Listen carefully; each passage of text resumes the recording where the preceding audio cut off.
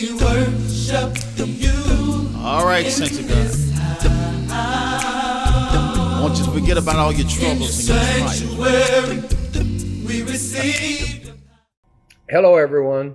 We're still looking at the theme of sharpening our vision at the Pearland West Church of Christ. We've just wrapped up a series of thoughts from Luke chapter 15, where we saw revelations that were being revealed from two prodigal sons. This Lord's Day, we're going to go to Colossians Chapter 3.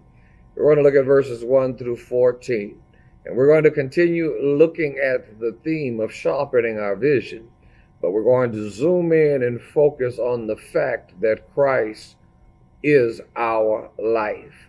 That's going to be our topic starting this Lord's Day. Christ, who is your life. We worship you. All right, saints of God.